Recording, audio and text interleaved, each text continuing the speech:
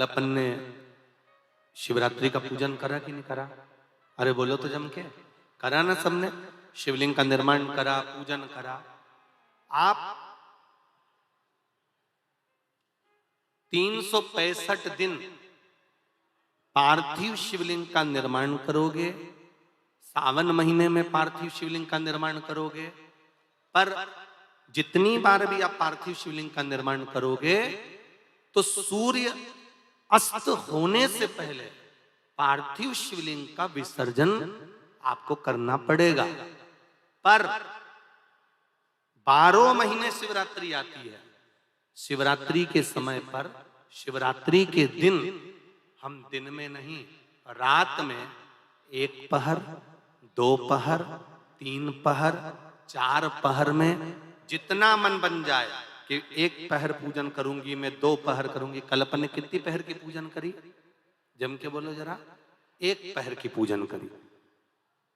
शिव महापुराण की कथा कहती है शिवरात्रि की जो पूजन होती है, इसका मतलब क्या है? शिवरात्रि, इसको ये नहीं लिखा गया शिव डे, शिव दिन।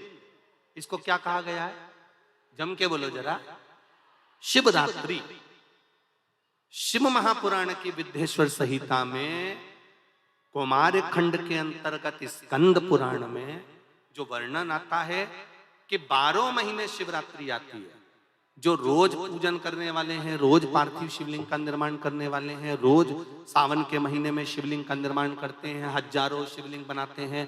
तुम लाखों शिवलिंग का निर्माण कर लो, पर सावन के महीने में या 365 दिन शिवलिंग बनाओगे तो वो शिवलिंग तुम्हें सूर्य अस्त के पहले विसर्जन करना पड़ेगा।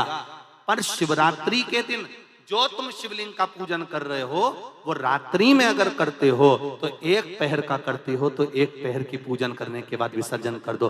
2 पहर का करते हो तो 2 पहर की पूजन करने के बाद विसर्जन कर दो। 3 पहर का करते हो, 4 पहर का करते हो तो 4 पहर का करने के बाद विसर्जन कर दो। उसकी महत्वता है शिवरात्रि। उसकी महत्वता शिवरात्रि।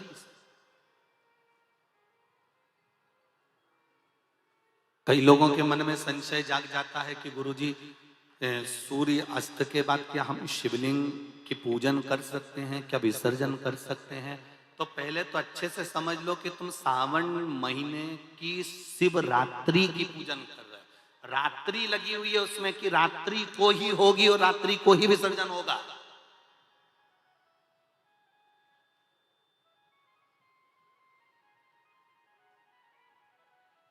और जो नी पढ़ा लिखा हो तो गीता प्रेस गोरखपुर की जो पंडित प्रदीप मिश्रा जी पोथी पढ़ते हैं उसको लिया,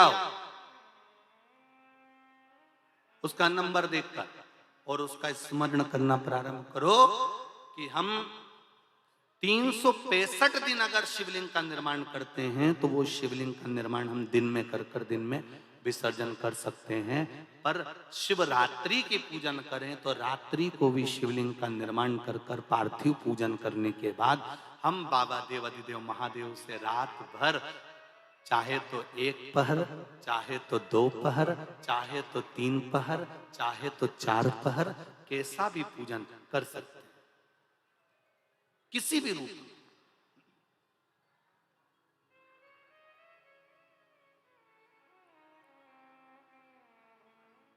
पर कई बार हमारे जीवन में संशय उत्पन्न हो जाता है, और एक बात अपनी जिंदगी में उतार कर रखना, अगर पार्थिव शिवलिंग का पूजन रात्रि को आपने करा है तो पार्थिव शिवलिंग का पूजन हमने भी यहां पर बैठ कर किया है, दिल के साथ, हृदय के साथ।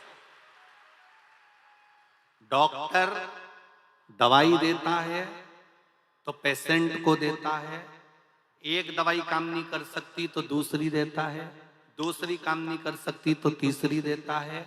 सारा एक्सपेरिमेंट वो पेशेंट पर करता है, डॉक्टर उस दवाई को खाकर नहीं देखता। पर हमारा नियम है, हम जितनी बात आप लोगों को शिव महापुराण के माध्यम से बताते हैं, पहले उसको खुद अमल करते हैं, साथ बैठते हैं, फिर आपके साथ में बैठकर उस शिव महापुराण के अभिषेक को कराते हैं। पहले स्वयं करें।